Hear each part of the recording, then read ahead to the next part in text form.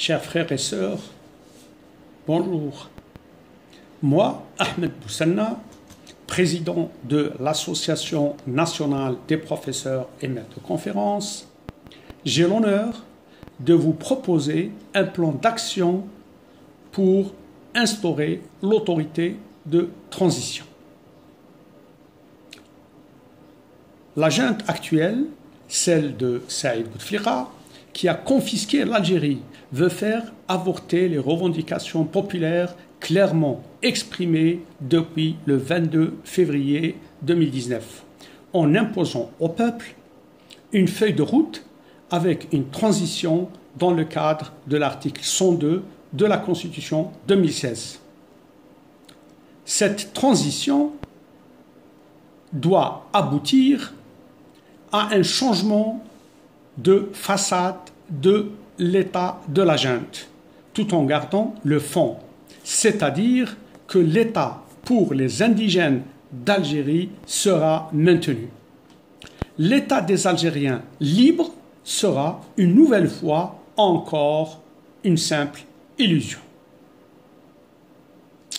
Les revendications populaires clairement exprimées depuis le 22 février 2019 veulent bannir à jamais l'État des juntes, l'État pour les indigènes d'Algérie, et exigent une vraie transition qui doit aboutir à l'Algérie des Algériens, à l'État des Algériens, de tous les Algériens, avec des lois justes.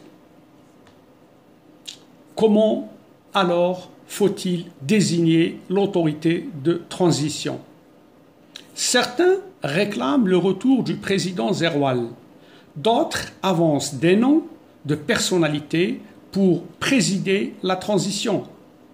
Dans tous les cas de figure, les noms avancés, qui sont le plus souvent contestés pour telle ou telle raison, sont soit des anciens du paysage politique algérien, comme des anciens ministres, des anciens députés, etc., soit des personnes rendues célèbres par les médias, de par leurs fonctions, comme des journalistes, des juristes, des figures de la scène culturelle, etc.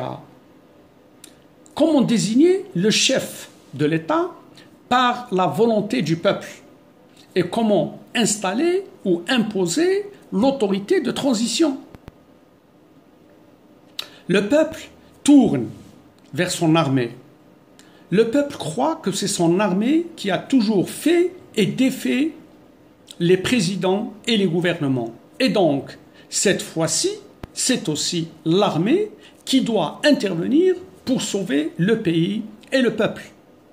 Le rôle de monsieur le vice-ministre de la Défense nationale et chef de l'état-major de l'armée est devenu décisif. Monsieur le général-major Gaïd Salah est appelé à jouer un rôle qui n'est pas prévu par la Constitution 2016. Monsieur Gaïd Salah hésite de peur de jeter l'huile sur le feu. La discorde s'amplifie de plus en plus. Il demande conseil aux experts juristes pour trouver une solution dans le cadre de la Constitution 2016. Alors que cette Constitution n'est pas faite pour gérer un pays. Elle est faite pour permettre à une junte de rester le plus longtemps possible au pouvoir. La Constitution algérienne n'arrive pas à gérer le cas de l'Algérie de 2019. Elle ne contient pas les termes de la révolution démocratique et pacifique. Demandez à M. Gaïd Salah de nommer un candidat proposé par tel ou tel parti au poste de chef de l'État n'est pas acceptable et relève de l'utopie, puisque d'abord, Gaïd Salah n'a pas l'autorité de le faire, et puis les contestations, les oppositions et les réticences seront très nombreuses.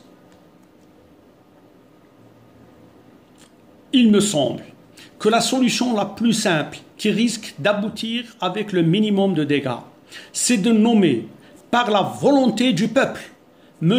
Gaïd Salah lui-même comme chef de l'État et ministre de la Défense nationale pour gérer la transition et satisfaire les revendications du peuple exprimées depuis le 22 février 2019 et leur mise en application sur le terrain.